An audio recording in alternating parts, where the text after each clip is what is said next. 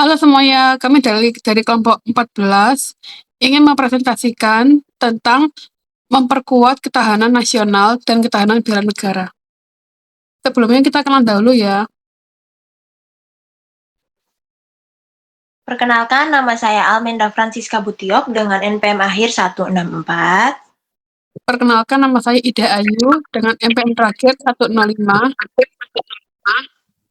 Perkenalkan, nama saya Wafian Abrar Effendi dengan NPM 384.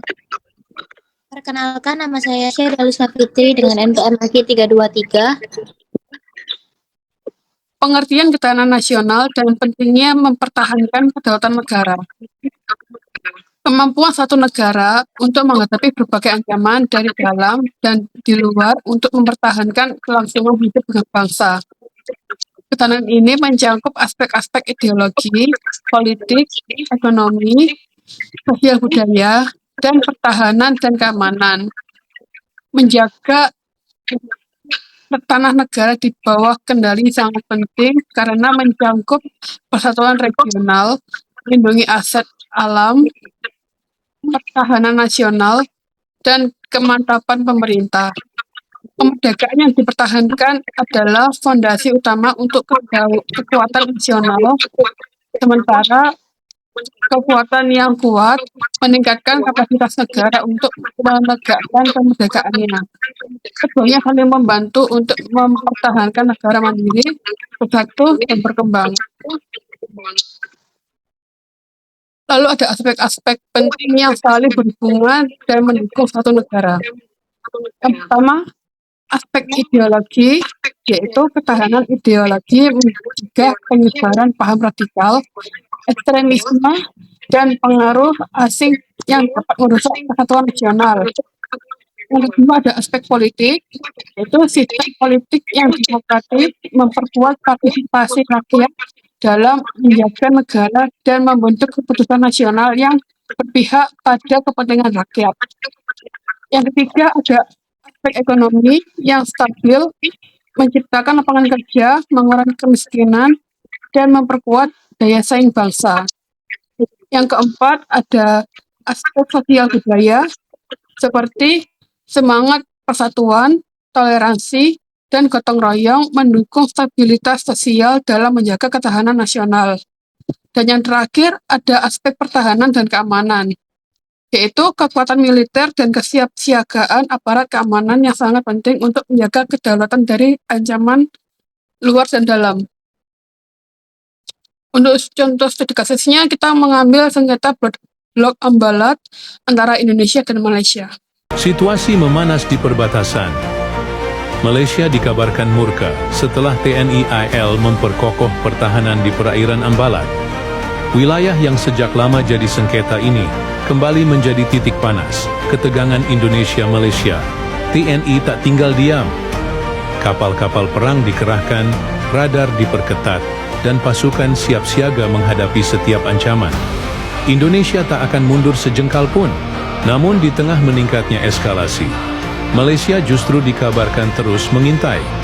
Apakah ini pertanda konflik terbuka? Apakah Indonesia akan mengambil langkah lebih tegas? Kita hanya bisa menunggu sebelum situasi benar-benar meledak. Konflik Ambalat antara Indonesia dan Malaysia merupakan salah satu contoh sengketa perbatasan yang kompleks dan berkepanjangan. Sengketa ini berawal dari klaim Malaysia terhadap Blok Ambalat, sebuah wilayah perairan di Laut Sulawesi yang kaya akan sumber daya alam, terutama minyak dan gas. Konflik ini juga melibatkan kepentingan ekonomi, di mana potensi sumber daya alam menjadi daya tarik tersendiri bagi kedua negara. Sumber daya perikanan, minyak, dan gas alam yang dapat dieksplorasi di perairan Ambalat menjadi pertaruhan yang sangat berharga. Bagi Indonesia, Ambalat bukan hanya sekadar wilayah geografis, tetapi juga simbol kedaulatan dan integritas nasional. Masyarakat Indonesia, terutama yang tinggal di sekitar Kalimantan Timur, merasakan dampak langsung dari konflik ini, baik dari segi sosial, ekonomi, maupun keamanan. Namun, perlu diingat bahwa Ambalat merupakan bagian sah dari NKRI, berdasarkan Konvensi Hukum Laut Internasional. Indonesia sebagai negara kepulauan memiliki hak untuk menarik garis batas laut teritorial, zona ekonomi eksklusif, dan landas kontinen dari ujung terluar dari pulau-pulau terluar. Indonesia merupakan negara kepulauan besar yang diberkahi kekayaan serta keindahan alam luar biasa.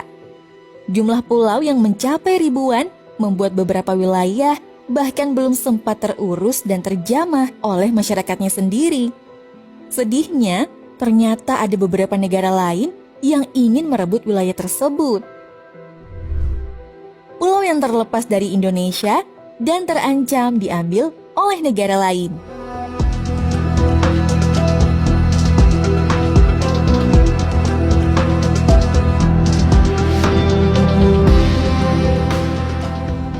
Beberapa pulau yang Indonesia miliki kaya akan kandungan sumber minyak mentah. Salah satu wilayah tersebut adalah Blok Ambalat yang terletak di Laut Sulawesi dan Selat Makassar. Bukan hanya minyak, di pulau ini terdapat pula berbagai kekayaan tambang laut. Blok seluas 15.235 km persegi ini sebenarnya berbatasan dekat wilayah Malaysia, yaitu Sabah. Sejak akhir tahun 1960, tepatnya saat Malaysia membuat pemetaan daerah yang baru, negara tersebut pun mulai mengeluarkan bahwa Blok Ambalat termasuk dalam wilayahnya. Konflik kepemilikan wilayah ini pun bergulir hingga puluhan tahun. Ambalat telah lama menjadi sengketa antara Indonesia dan Malaysia. Sengketa ini terjadi karena klaim tumpang tindih atas penguasaan wilayah di antara dua negara. Diketahui, Ambalat hingga saat ini masih berstatus milik Indonesia. Sangat disayangkan ada salah satu wilayah yang telah lepas dari Indonesia dan berubah menjadi negara sendiri pada 2002. Selanjutnya kita masuk kepada pengenalan singkat. Yang pertama ada latar belakang. Blok Ambalat adalah wilayah laut seluas sekitar 15.235 km persegi yang terletak di Laut Sulawesi atau Selat Makassar, dekat perbatasan darat antara Sabah, Malaysia, dan Kalimantan Utara, Indonesia. Kemudian, wilayah ini merupakan kelanjutan alami daratan Kalimantan, berupa landas kontinen dengan kedalaman laut antara 1.000 hingga 2.375 meter di bawah permukaan laut. Kemudian, Ambalat berada di cekungan sedimentasi Tarakan yang terbentuk dari pengendapan sedimen yang berasal dari daratan Kalimantan melalui Sungai Kayan yang membentuk delta besar di landas kontinen tersebut. Secara geografis, blok ini merupakan bagian dari lempeng benua pembentuk Kalimantan sehingga secara alami menjadi perpanjangan wilayah Indonesia. Kemudian ada potensi sumber daya alam. Blok Ambalat kaya akan sumber daya minyak dan gas bumi dengan cadangan minyak diperkirakan mencapai 764 juta baret dan gas bumi sekitar 1,4 triliun kaki kubik. Produksi minyak di Ambalat dapat mencapai 30.000 hingga 40.000 baret per hari, menjadikannya salah satu wilayah strategis untuk eksplorasi energi di Indonesia. Selain minyak dan gas, Ambalat juga kaya akan hasil laut seperti ikan, demersal, dan terumbu karang yang beragam, sehingga memiliki nilai ekonomi dan ekologis tinggi. Potensi sumber daya ini menjadi alasan utama sengketa karena wilayah ini sangat menguntungkan secara ekonomi dan strategi bagi kedua negara. Kemudian ada signifikansi geopolitik. Kedekatan geografis Ambalat dengan perbatasan Malaysia membuat wilayah ini rawan konflik klaim batas laut, terutama setelah Malaysia mengeluarkan peta klaim sepihak pada tahun 1979 yang memasukkan Ambalat ke wilayahnya. Indonesia berpegang pada Perjanjian Tapal Batas Kontinental tahun 1969 dan UNCLOS atau UNCLOS tahun 1982 yang mengakui Ambalat sebagai bagian dari wilayah kedaulatan Indonesia berdasarkan status negara kepulauannya. Kemudian kita masuk pada sejarah munculnya sengketa Ambalat. Sengketa Ambalat bermula pada tahun 1969 ketika Indonesia dan Malaysia secara terpisah melakukan penelitian untuk menentukan batas landas kontinen dan zona ekonomi eksklusif atau ZEE masing-masing di wilayah Laut Sulawesi atau Selat Makassar. Kedua negara ingin memastikan bahwa klaim wilayah laut yang kaya potensi minyak dan gas tersebut untuk kepentingan ekonomi dan kedaulatan nasional mereka masing-masing. Namun, dalam proses penelitian ini, muncul perbedaan persepsi mengenai posisi dan batas wilayah Ambalat. Indonesia dan Malaysia memiliki interpretasi yang berbeda terhadap titik-titik batas maritim, sehingga klaim wilayah Ambalat menjadi tumpang tindih antara keduanya. Perbedaan ini tidak hanya soal batas administratif, tapi juga terkait dengan potensi sumber daya alam yang besar di wilayah tersebut, yang membuat sengketa semakin kompleks dan sensitif. Pada 27 Oktober tahun 1969, kedua negara menandatangani perjanjian tapal batas landas kontinen yang menyatakan Ambalat sebagai wilayah Indonesia, menghasilkan peta batas maritim yang disepakati. Namun 10 tahun kemudian, pada tahun 1979, Malaysia mengingkari perjanjian tersebut dengan memasukkan Ambalat ke dalam peta wilayahnya secara sepihak. Langkah ini memicu protes keras dari Indonesia dan negara-negara yang juga menolak klaim Malaysia karena dianggap melanggar kedaulatan wilayah mereka. Sejak saat itu, sengketa Ambalat menjadi sumber ketegangan yang berkelanjutan antara Indonesia dan Malaysia, dengan berbagai insiden pelanggaran batas wilayah dan klaim tumpang tindih yang belum terselesaikan hingga kini. Sengketa Blok Ambalat antara kepentingan kedaulatan dan diplomasi regional. Blok Ambalat adalah wilayah laut di Sulawesi yang menjadi sengketa antara Indonesia dan Malaysia sejak lama. Kawasan ini kaya akan sumber daya minyak dan gas, menjadikannya sangat strategis. Sengketa bermula ketika Malaysia mengklaim wilayah tersebut melalui peta tahun 1979. Meskipun perjanjian landas kontinen 1969 menetapkan wilayah itu milik Indonesia, ketegangan sempat meningkat, namun kedua negara memilih jalur diplomasi. Salah satu langkah penting adalah komitmen damai antara Presiden SBY dan PM Malaysia pada tahun 2009 hingga 2023. Penyelesaian final belum tercapai, namun Menteri Pertahanan Prabowo Subianto menyatakan pembahasan terus dilakukan secara diplomatis antar kementerian terkait.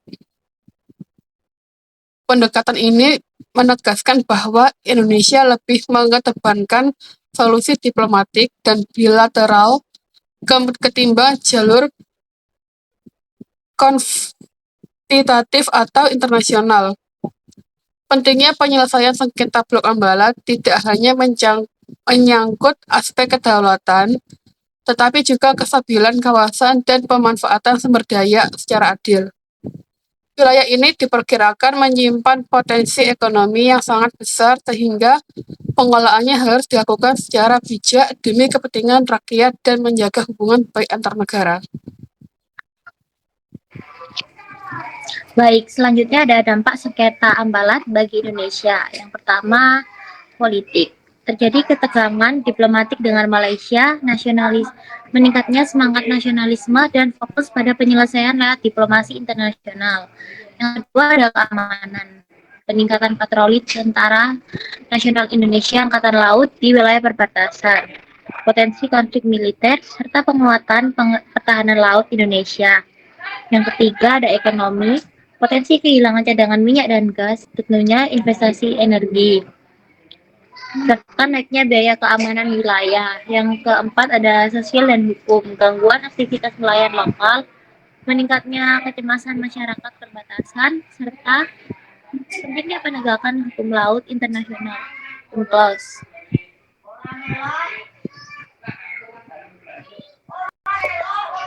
Selanjutnya ada dasar hukum dan pendekatan internasional sengketa Ambalat. Dasar hukum internasional ada dua, yaitu UNCLOS 1982, United Nations Convention of the Law of the Sea, menetapkan zona ekonomi eksklusif ZEE sejauh 200 mil laut dari garis pantai negara. Amanat berada dalam klaim ZEE Indonesia menurut konvensi ini. Yang kedua ada prinsip kedaulatan wilayah dan hukum laut. Setiap negara berdaulat atas wilayah dan perairan yang sah menurut peta dasar dan ketentuan nasional. Lalu ada pendekatan internasional, ada 3. Yang pertama, diplomasi bilateral. Indonesia dan Malaysia terus melakukan perundingan damai untuk menghindari konflik terbuka. Yang kedua, penyelesaian sengketa melalui hukum internasional, mengacu pada mekanisme penyelesaian sengketa yang diatur dalam UNCLOS dan Mahkamah Internasional. Yang ketiga, terakhir, yaitu penguatan posisi hukum. Indonesia menyusun peta wilayah yang sesuai dengan hukum internasional dan memperkuat data geospasial. Selanjutnya yaitu upaya penyelesaian sengketa. Pemerintah Indonesia berusaha menyelesaikan sengketa Ambalat melalui jalur diplomasi bilateral dengan Malaysia agar tercapai kesepakatan damai tanpa konflik bersenjata. Selain itu, Indonesia memperkuat posisi klaimnya dengan bukti-bukti hukum seperti dokumen sejarah, peta resmi, serta ketentuan hukum laut internasional atau UNCLOS 1982 di dalam negeri. Koordinasi antar lembaga seperti Kementerian Luar Negeri, TNI AL, dan Bakamla terus ditingkatkan agar langkah yang diambil solid dan terarah. TNI AL juga memperkuat kehadiran negara di perairan Ambalat dengan patroli rutin untuk menunjukkan pengawasan penuh atas wilayah tersebut. Selanjutnya yaitu peran TNI dan bela negara. TNI memiliki peran strategis dalam menjaga wilayah perbatasan seperti Ambalat melalui patroli laut dan udara, menjaga masuknya kapal asing, serta menunjukkan kesiapannya pertahanan nasional. Namun, menjaga kedaulatan TNI bukan hanya tugas TNI. Menjaga kedaulatan bukan hanya tugas TNI. Masyarakat juga memiliki peran penting dalam bela negara, seperti melaporkan aktivitas mencurigakan, mendukung kebijakan pemerintah terkait keamanan wilayah, serta meningkatkan wawasan kebangsaan di kalangan generasi muda agar makin sadar pentingnya mempertahankan kedaulatan negara. Selanjutnya ada materi strategi memperkuat ketahanan nasional dan peran masyarakat. Untuk memperkuat ketahanan nasional, Indonesia perlu meningkatkan sektor pertahanan dan keamanan di wilayah perbatasan, memperkuat diplomasi internasional agar klaim wilayah diakui dunia, serta menyusun aturan hukum yang jelas mengenai pengelolaan batas negara. Selain itu, masyarakat punya peran penting dalam mendukung stabilitas nasional, menjaga ketertiban di lingkungan sekitar, mendukung program pemerintah, dan memperkuat persatuan bangsa agar Indonesia tetap solid menghadapi berbagai tantangan, baik dalam maupun luar negeri.